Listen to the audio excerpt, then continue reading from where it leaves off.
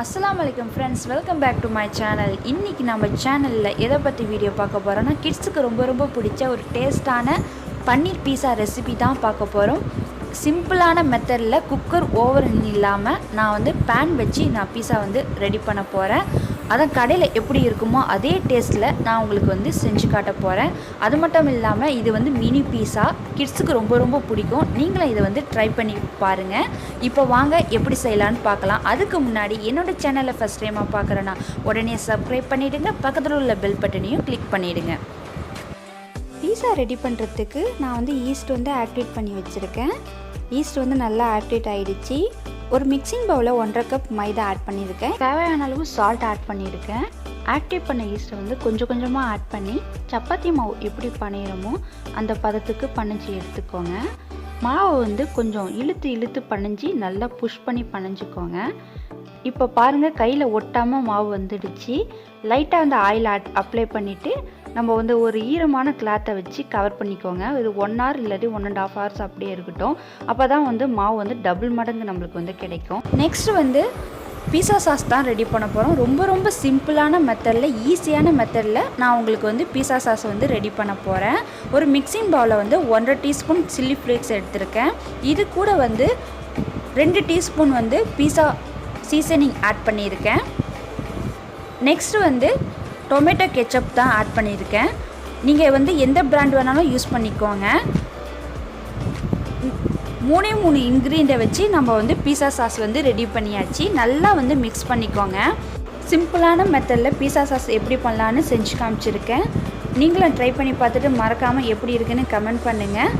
ஒரிஜினலாக பீஸா சாஸ் எப்படி பண்ணலான்னு ஏற்கனவே வீடியோ வந்து அப்லோட் பண்ணியிருக்கேன். நீங்கள் பார்க்காட்டி கீழே டிஸ்கிரிப்ஷன் பாக்ஸில் அதோட லிங்க்கை கொடுக்குறேன். மறக்காமல் செக் பண்ணி பார்த்துக்கோங்க. நான் 1 hour கழிச்சு எடுத்திருக்கேன். பாருங்கள் மாவு வந்து நம்மளுக்கு வந்து டபுள் மடங்காக கிடச்சிருக்கு. கை குத்துனாக்க உள்ளே அழகாக போகுது பாருங்கள். நான் ஒரு மீடியம் சைஸ் வந்து ரவுண்டு எடுத்திருக்கேன். லைட்டாக வந்து மாவு வந்து டஸ்ட் பண்ணிவிட்டு வளர்த்த போகிறோம். ரொம்ப வந்து தின்னாக இல்லாமல் ரொம்ப திக்காக இல்லாமல் மீடியமான சைஸில் வந்து நம்ம வந்து வளர்த்துனாவே போதும்.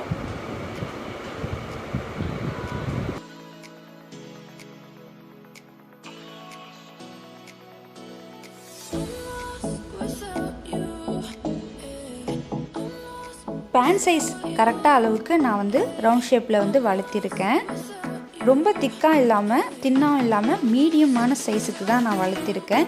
இந்த அளவுக்கு நீங்கள் வந்து வளர்த்திக்கோங்க. அப்போ தான் நம்மளுக்கு வந்து பீஸா வந்து கொஞ்சம் டபுள் மடங்கு கிடைக்கும். பேனில் வந்து போட்டுட்டேன். ஓரம் ஃபுல்லாக வந்து லைட்டாக வந்து கொஞ்சம் எடுத்து விட்டுக்கோங்க. லைட் மொத்தமாக இருந்தால் நல்லா டேஸ்ட்டாக இருக்கும். அதுக்காக தான் ஸ்போக் ஸ்பூனை வச்சு நான் இதுமாரி குத்திக்க போகிறேன். அப்போ தான் வந்து சாஸ் வந்து நல்லா உள்ளே வந்து இறங்கும். அதுக்காக தான். நெக்ஸ்ட் வந்து பேன் வந்து ஒரு 4 to 5 minutes வந்து லோ ஃப்ளேமில் வச்சு மூடி போட்டு குக் பண்ண போகிறோம். ஒரு சைடு மட்டும் லோ ஃப்ளேமில் வச்சு குக் பண்ணிக்கோங்க. இப்போ வந்து 5 minutes ஆகிடுச்சு. குக் ஆகிருக்கா பார்த்துக்கலாம். ரொம்ப குக் பண்ண வேணாம். ஒரு 5 minutes குக் பண்ணாவே போதும். லோ ஃப்ளேமில் வச்சு குக் பண்ணிக்கோங்க. இப்போ வந்து குக் ஆகிடுச்சு. மேலே வந்து நம்ம சாஸ் ரெடி பண்ண சாஸை வந்து அப்ளை பண்ணிக்கலாம். ஒரு சைடு ஃபுல்லாக. நான் வந்து ஸ்டவ் வந்து ஆஃப் பண்ணிவிட்டு தான் வந்து சாஸ் வந்து அப்ளை பண்ணுறேன். நான் என்னென்ன வெஜிடபிள் வந்து ஆட் பண்ண போகிறேன்னா பன்னீர் வந்து ஃப்ரை பண்ணி வச்சுருக்கேன். அதை தான் ஆட் பண்ண போகிறேன். நெக்ஸ்ட் வந்து ஆனியன் ஆட் பண்ண போகிறேன். உங்கள்கிட்ட என்னென்ன வெஜிடபிள் இருக்கோ எல்லா வெஜிடபிளும் நீங்கள் வந்து ஆட் பண்ணிக்கோங்க.